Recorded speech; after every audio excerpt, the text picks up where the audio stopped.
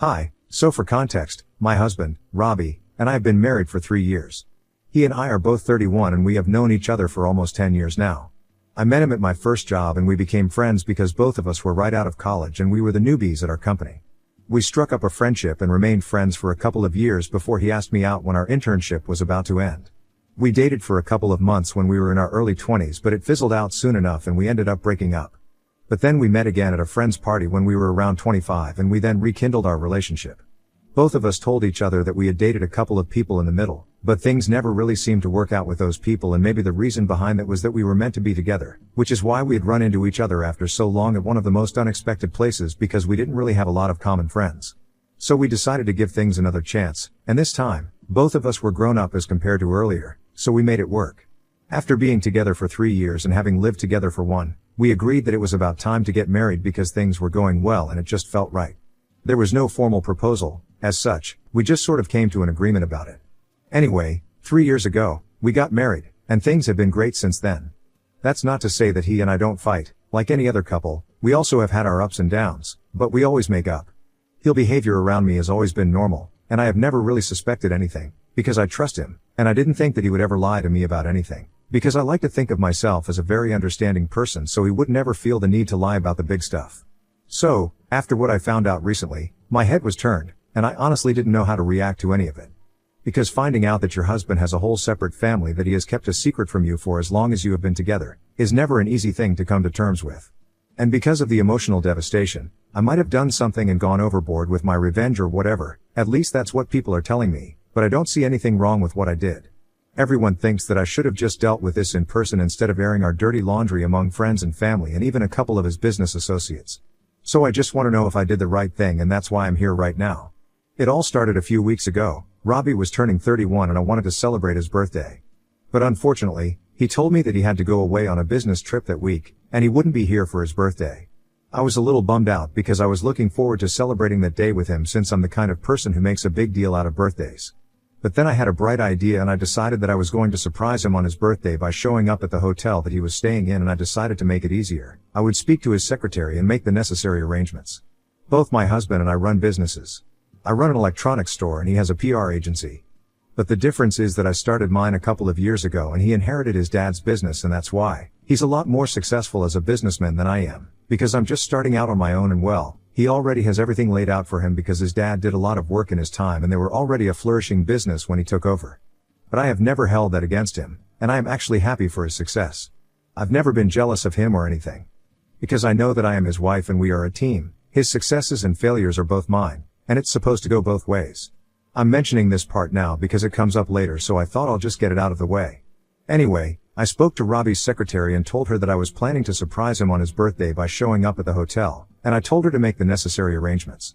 She did so gladly and told me that she had booked a room for two, and had also notified the hotel front desk staff about this surprise so they would let me up into his room when I showed up.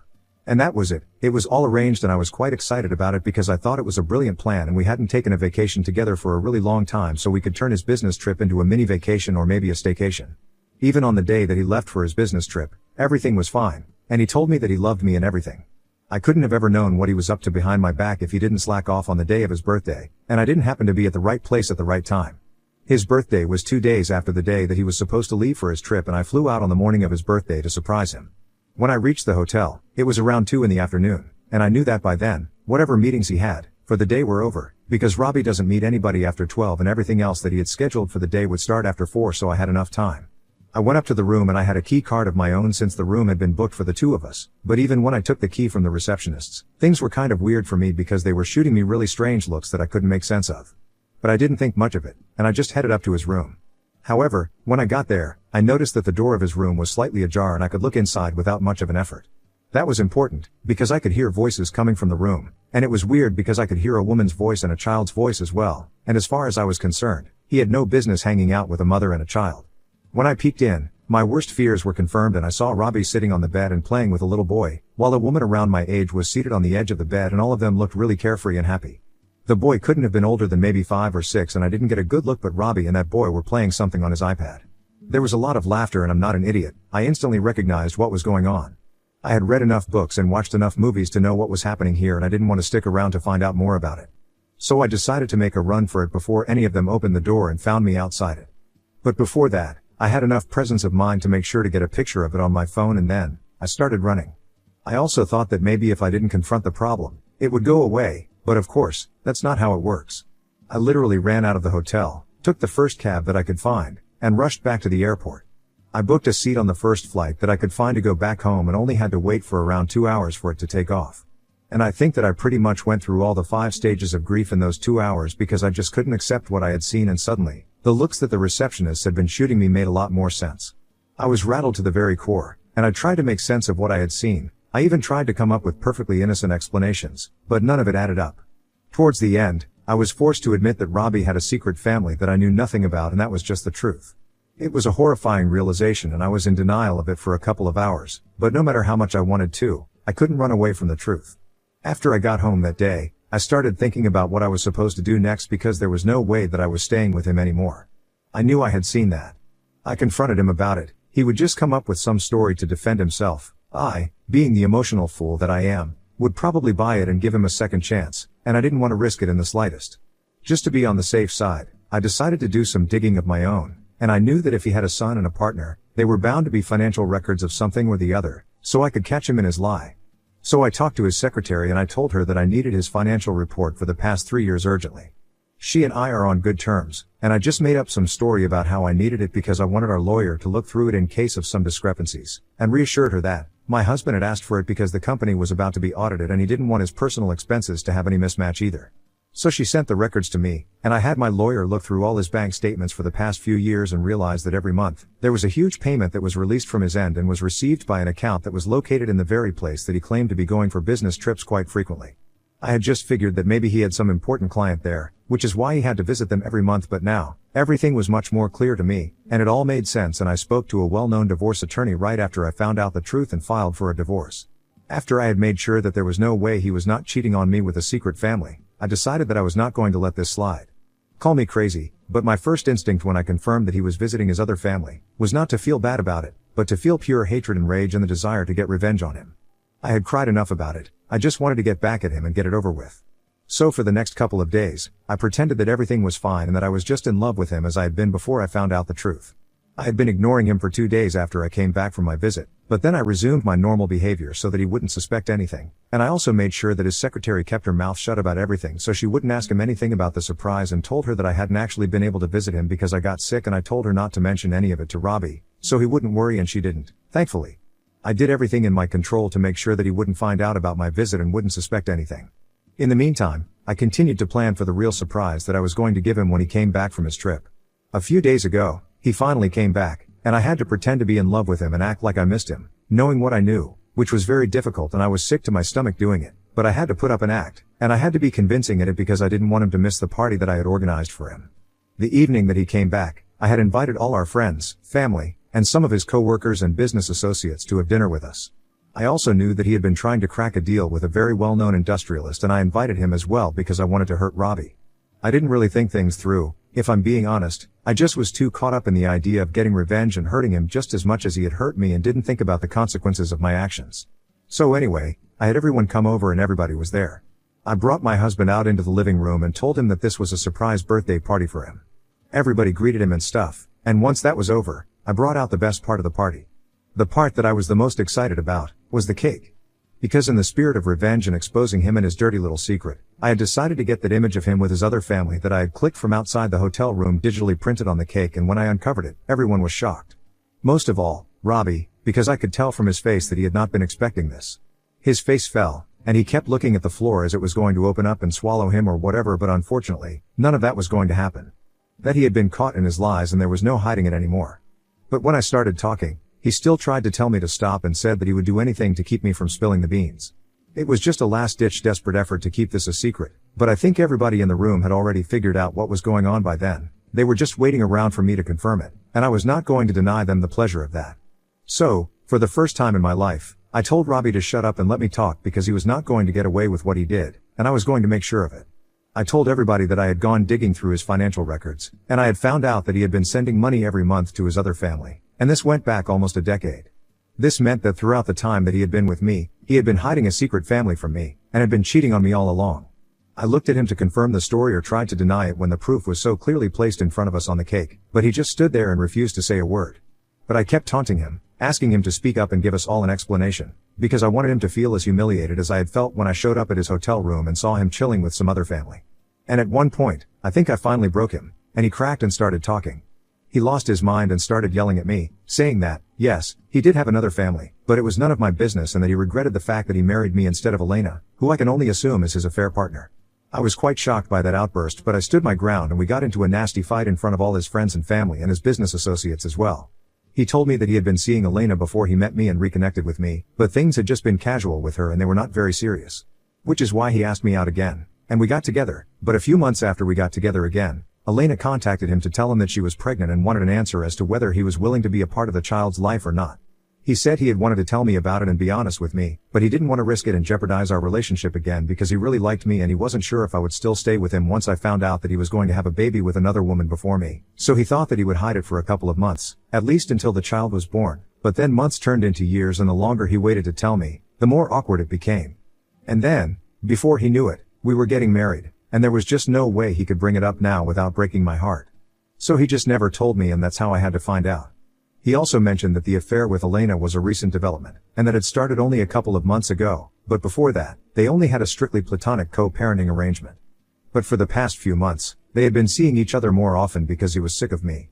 Elena knew about me, and she had no problem with it because he had promised her that he was going to leave me when the time was right and had made up his mind that he was going to file for divorce soon because apparently, I am crazy, and I don't deserve to be with him anyway. And he said all this, rather screamed all of this right at my face, in front of all the guests. So suffice it to say, I had intended to humiliate him at the party, but that was a bit humiliating for me as well. However, I still had the divorce papers that I had filed for, and as soon as he said that he was going to file for divorce, I went into my study and brought my papers out and then shoved them at him and told him that I had already beaten him to it. Then I walked out of the party to my car and started driving. I had already packed a few of my things in a bag and stashed it in the car for a quick getaway, and I also knew which hotel I was going to be at for the next few weeks. My blood was boiling, so I didn't check my messages or notifications for the next couple of hours, but when I did, I realized that most people agreed that I had taken it way too far. There were messages from my friends, who said that while they understood my anger and resentment against Robbie, throwing a party, just with the purpose of humiliating, was a little too much, and they think I owed him an apology because apparently, he lost the business deal that he was working on because of me. My parents also felt the same way, and I was just surprised that so many people were on his side when he was the one who cheated on me. They had the same reason as well. They said that it was unfair because he lost a huge deal because of me and he could even sue me for defamation if he wanted to, so it would be in my best interest to apologize to him and tell him that I just lost my mind for a bit after I found out that he was not being honest with me. However, I don't think that he can file any sort of lawsuit against me because whatever I said at the party was true. And more importantly, I really don't think that I owe him any sort of apology, because if he didn't want to get caught and humiliated, he probably shouldn't have cheated on me. And as for the deal that he lost, I also think that is his own fault because I didn't make him cheat on me, and turn out to be a dishonest, lying piece of crap. Apparently, after I left, everybody started clearing out almost immediately, and Robbie tried to stop the CEO of the firm that I had mentioned before who he had been trying to crack a deal with. Everything that just happened was obviously very embarrassing, but he still couldn't let that deal go to waste because he had been working for months to crack it. So he tried to stop the guy and talk to him, but I guess he didn't want to work with Robbie anymore because of what just happened. The rejection was quite public as well, and apparently, the CEO guy told my husband, politely and gently as he could, that he believed it would be for the best if he focused on his personal life just now, and since his firm was a pretty huge account, he didn't believe it was his cup of tea right now, and the deal would go to somebody else. And then he left, and as soon as he left, Robbie broke down into tears, and some of the guests stayed back to comfort him. I find it all a bit ridiculous, if I'm being honest, because he lost everything because of his own behavior, and his own infidelity. I think it's really unfair to blame me for any of this, and yet, that's what people are doing. I can't make sense of it, but I'm getting sick of people blaming me. Ever since I left the house, people have been texting me and telling me that what I did was messed up and that I need to make amends for it. Worst of all, my parents think that I am at fault and I am really at a loss for what to do. I really don't think that Robbie deserves an apology, that's not happening, but I also feel bad because everybody's just being really harsh on me. So Ida for throwing a party just to humiliate my husband and expose his dirty little secret when I found out that he had a secret family? Update 1. Hello, thank you so much for all the support in the comments of my original post. I am glad to hear that a lot of people agree that I shouldn't have held back, but what I did was perfectly right. I feel the same way, obviously. This is why I have decided that I am going to cut everybody out of my life if they continue to tell me that I am the one at fault for this. Because I'm getting really sick of taking the fall when I'm not even the one who cheated. To be honest, I wish I could show my parents and a few of my friends some of the responses and comments that I got on my original post about people saying how they would have gone scorched earth, and that they would have taken it even further than me. So they would really understand how bad it was to get betrayed by your husband of 3 years and partner of almost 6 years. To find out that everything that you had believed for so long was just a lie. I don't think anybody knows how I'm feeling right now, so they don't have the right to judge me and make me feel bad about everything that I did. I'll admit that I thought humiliating him, but made me feel better, but it didn't. But that doesn't mean that what I did was wrong in any sense of the word. Now that the party is over, and I don't have anything to plan, I just have the divorce to look forward to.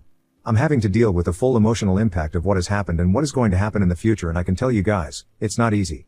And I don't need people to make it more difficult for me by telling me that I'm wrong and that I need to apologize and stupid stuff like that. If they can't understand where I'm coming from and why I was so angry, that's fine. But they do not have the right to make me feel worse and try to portray me as a bad guy even in a situation where I am clearly the victim. I haven't been responding to any messages because most of them are just telling me that my soon-to-be ex-husband is miserable and it's all my fault. I don't need to hear it. But now, I have decided that I am going to respond to each and every single person who texted me and tell them that, if they don't shut up, then I will just block them and move on and never speak to them again. So if that's what they want, they can continue to take his side and try to make me the bad guy. But they want me to be a part of their lives, they're gonna have to apologize to me and tell me that they were wrong. I'm not gonna excuse people defending a cheater, and still have any access to me anymore. That's not happening. Update 2. So I received Robbie's response to the divorce papers today, and my lawyer told me that he had consented to a mutual divorce. And I was honestly very relieved because it's all happening on my terms, so there won't be much of a problem during the negotiations. I also told my parents and a couple of my friends, but I had said I would tell them in my last update, and most of them did not speak to me. But I'm fine with that. It's very obvious that they were never my friends in the first place, and they were all Robbie's friends. My parents, however, came to their senses and apologized to me. They said that they just felt bad for Robbie because he was devastated after I revealed his secret because apparently, he had put in a lot of work to hide it, and that was quite obvious. And his parents were also very upset because they believed that it was none of my business. I don't even know why they think it's enough of my business because I'm literally his wife. It is most certainly my business if my husband has another family that he's not telling me about, but whatever, I don't even care what his family thinks of me anymore, because they had been helping him to hide it all along. I'm really glad that he lost the deal that he had been working on. He deserves it. And I honestly hope that every bad thing happens to him now because I'm not a large-hearted person who wishes the best for the people who have done me wrong. I wish the worst for him because he is the worst. And also for anybody who went against me and told me that I was wrong here. They can all go jump off a cliff, for all I care.